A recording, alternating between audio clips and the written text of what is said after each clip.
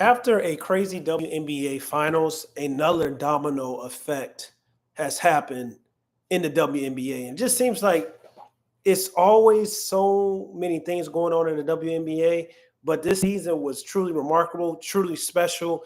And once again, due to the popularity and the rise of the WNBA, particularly for this season, and we know people have been watching the WNBA, you know, the WNBA has had fans. We know that real hoopers like myself, hoop heads and analysts, they love the WNBA because you love basketball. Basketball is basketball. But the latest domino has fallen for the WNBA, and Players Union has decided to opt out of the CBA. And what that means is potentially we could be heading towards a lockout. And this is the perfect time. And the Players Union saw this as a golden opportunity, as a golden ticket, because the rise and the popularity of this particular regular season has catalyzed what we've seen from the previous years and the momentum that this year carried due to all of the rise of last year as far as the playoff increase. Also, a couple years following, just due to the popularity of the WNBA and it's in sport in general, it's been heading into the right direction for the past 2 to 3 years. But this year really skyrocket the WNBA to a new level due to Caitlin Clark, due to this goated 2024 draft class, due to the playoff excitement, due to us having one of the best WNBA finals of all time, regardless of this controversy. It had drama, it had shot making ability, it had controversy. It was truly something special. And when we talk about it, we have to give credit when credit is due. And this comes as no surprise that the union has decided to opt out. And they have until, I believe they have a new team coming next year in the Valkyrie. And I think they have until 2026 to lock in a new deal with the CBA, because that's when their new media rights deal also kicks in as well. So 142% increase before the WNBA finals started. That was before the WNBA finals happened. That was the annual increase, according to ESPN, that we saw for the WNBA. And it adds to the highest viewership the league has enjoyed since its inaugural season in 1997. And Caitlin Clark has a big part of that growth, and she's a big reason why this is happening. And it just seems like over the course of the season, a lot of people were hating for the media, for his former WNBA players, even analysts and things of that nature. But we have to give credit when credit is due, because I've called her the chosen one. And the reason why I've called her the chosen one, because a lot of great things are going to happen because of her. And she's really going to help a lot of people get paid, and not just her, and her overall impact and her overall popularity and her overall just earning potential, what she's making on the court and the eyeballs that she's having drawn to the league is going to increase every aspect of the WNBA for its revenue, for its popularity, for its players getting finally paid the right amount of money that they deserve to make. And once again, it adds up to the 1997 inaugural season. We saw a 142% increase for its just overall viewership when according to ESPN. And a lot of it has to do with the rise of Caitlin Clark, the rise of this 2024 draft class, and also the groundwork that these ladies have done before Caitlin Clark even entered the league, and also Angel Reese as well. And you have to give credit when credit is due.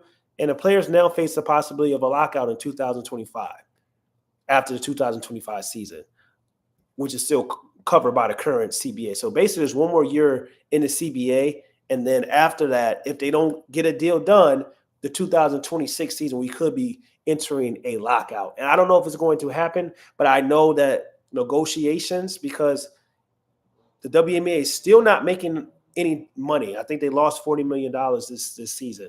But after the season that they had, for the popularity and the eyeballs, and a lot of casual fans came into the sport on both parties, on both sides, whether they were Caitlin Clark fans, whether they're Angel Reese fans, whether they were just new fans of basketball in general. This is the perfect opportunity. This is the golden ticket for the WNBA to really maximize the players to maximize their earning potential and to really solidify a great deal that's going to set them up for the future. And I call Caitlin Clark the chosen one because she comes with a lot of hatred. She came into the league with a lot of hatred due to things outside of her control, whether it was people criticizing some of the crazy and trolls in her fan base that really weren't fans of the game and all aren't really fans of her at all. Really, they're just, because if you're a fan of Caitlin Clark, you're not a fan of hate. But also due to the fact of the matter is that she has so many eyes on her, and her being the chosen one in the WNBA, when we talk about popularity, we talk about attendance, when we talk about merchandise sales, and then we talk about overall game. She's easy to love, but she's also easy to hate for a lot of people because we have never seen someone of her caliber really come into this league and increase the league viewership, attendance was home and away that she did. So it was a breakthrough year for the WNBA, and I'm interested to see if a deal is going to get done. I believe it will, but this is the perfect opportunity because the increase of television ratings, attendance figures, franchise values are going up. So the union, this is a perfect time for the players union to seek and improve CBA that focus on salaries, retirement benefits, better child care, family planning benefits, all those things, equity-based model, maybe potentially, and other key aspects that they're the things that they're looking for. And a lot of it has to do with the groundwork that these ladies have done prior to Caitlin Clark coming in. Also Angel Reese, also Rike Jackson, also Cameron Brink, also this 2024 draft class. But this 2024 draft class for the WNBA is going to go down as the greatest draft class of all time due to what they have brought to the game of basketball on the women's side, due to leading at the top, Caitlin Clark, her popularity, her stardom, her earning potential, her signing Nike deals, her being high for its like attendance of away and home, all these great things. She's leading the top, she's leading the pack. But there's other women that fall below her in this draft class that's really have helped skyrocket this league, as well as this just being one of the probably the greatest regular season this league has ever seen. We saw for the first time in this 2024 season a player in Caitlin Clark come in and be the face of the league as a rookie, enter a new play style that this league has never seen before, being a generator for his playmaking ability and passing ability. Number one in merchandise sales, increased viewership and attendance across home and away for which brings in more revenue. Like we these are the things that we saw. She had a playoff game that was 2.3 million people were viewing. Like when we're talking about the chosen one for the WNBA, she is the chosen one for the WNBA. And then on top of that, we had a unanimous MVP season with Aja Wilson, with her breaking all these types of records for us, scoring, being the first ever for the third, and I think it was the third person of all time unanimous MVP. The third, I think it was the third overall, not just in the women's game, but also in the men's game as well. And then we talk about this epic finals that we saw with the New York Liberty and Minnesota Lynx that went to a game 5, was close. Each and every game of the series was truly epic, regardless of if you thought the referees robbed the Lynx or not. Being a former basketball player, is so many calls throughout the games that can go either side. It's just like you can't always make it on one call is the reason why you lost. But at the end of the day, it was an atrocious call that was made. But this 2024 WNBA season was truly, truly something special, truly something groundbreaking. So it makes sense for the player union to opt out of this CBA and try to get the things that they've been wanting and these players have been wanting for a very, very long time. And I think they're going to do it. I really think they're going to do it. And I really think it has a lot to do with this 2024 draft class, and also has a lot to do with Caitlin Clark and her greatness and people wanting to watch her. It's a reason also why that the Rivals League is really trying to push for Caitlin Clark to join their 3-on-3 basketball league. Do I think she should join it? Absolutely not, due to the fact of some of the things that went along this regular season. But I also don't think that her game fits really for 3-on-3. And I feel like it can be used as a deficit to her for a narrative thing and also for its negativity. But either or, whether she plays or she doesn't play, the WNBA is growing in levels that we didn't think was, if you ask anybody a couple of years ago, will they get to this level that they've got it in this regular season? I don't think a lot of people will really say like they thought this was going to happen. But with the new media streaming deal coming as well, this was the perfect time. And hopefully it doesn't head to a lockout. I don't think it's going to head to a lockout, but I think this is the perfect time for the players union to go out and get the things that they want. I don't know if they're going to get everything, of course, because it has to be a negotiation, but they're going to get a lot of some of the things that they desire. The players should have never bashed Caitlin Clark, but pushed her to be a superstar. And it's very funny. Bowie Banks, shout out. He's in the chat. Get in the chat, ask your questions. But it's very funny that you mention this, because I feel like it's really sad, to be honest. It's sad that it's like you want a player to come into your league and to do all these things for the league, but you don't want to give this player the credit that they deserve or she deserves when we're talking about Caitlin Clark. Because the truth of the matter is her stardom, her fame, her popularity drew a lot of eyeballs on the game of basketball for the WNBA side, regardless of you like her or you don't like her. But the fact of the matter is she's box office. And a lot of great shit is going to happen for the league. And it's going to be because of Caitlin Clark. And everybody is going to benefit off of that. But it felt like it was so many people that just wanted to use her, use what she brings, use what she gives the league, use all those things for her benefit, but don't want to accept her for her greatness and the things that she's doing. And unfortunately, that's what we saw in this 2024, her rookie season, as we had so many narratives about her and things that didn't make sense for a basketball standpoint, also, but didn't make sense from an off-the-court standpoint as well, due to a lot of people blaming her for situations that she had no business even been mentioned blame on, because she had nothing to do with some of the things they were blaming her for. But it just was a crazy roller coaster year. And the WNBA needs to get ready, because a lot of eyes are on the WNBA. It's going to become the summer sport for America, the WNBA.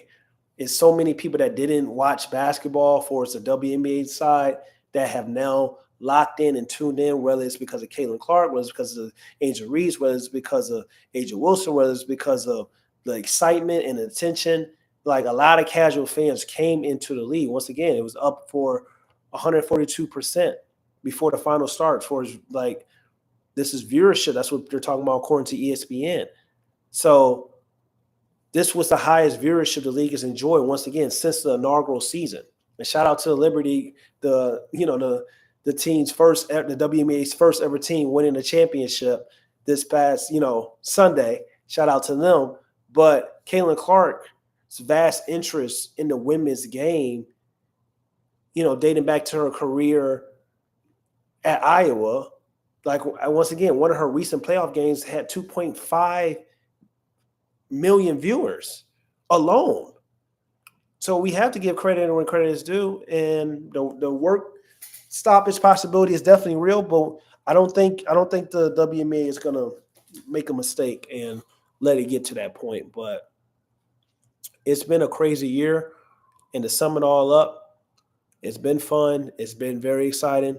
We're going to continue to talk about the WNBA. We're going to continue to talk about Caitlin Clark. We're going to continue to talk about everything that's going on for the WNBA landscape. But we got the NBA coming tomorrow, and I'm very excited to watch NBA basketball. I'm very excited to get the season rolling, and I'm very excited to talk about hoops more so than like off the court drama.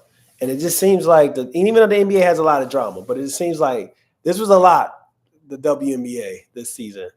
But it's going to be interesting. And I believe that Caitlin Clark is, once again, I've been saying it on almost every stream that I do about Caitlin Clark, about the WNBA, about the fever, about any chance it's like, she comes up in the media. I really feel that people have to appreciate what she's bringing to the WNBA game, because we have never seen a player of her caliber before in WNBA history. She is the face of the league, came in the face of the league as a rookie, similar to LeBron James, with immense expectations, and she came in and demolished those expectations. And over the course of her career, God willing, as long as she can stay healthy, she's going to demolish a lot of records. And it's hard coming into the WNBA or coming into any league where the expectation is first ballot Hall of Famer. And Caitlin Clark came into this league as a rookie when they said that she wasn't going to dominate, when they said that she wasn't going to be an MVP candidate, when they said that she wasn't going to lead the league in assists, when they said that, she wasn't going to be rookie of the year. Check, check, check, check, check. She did all those things. And this is only her first season, 19, 5 and 8, 41% from the field, 34% for the three-point line, 2.5 million viewers alone in one of her playoff games. She is going to bring a lot of money to the WNBA, but she's also along the way is going to get a lot of women paid.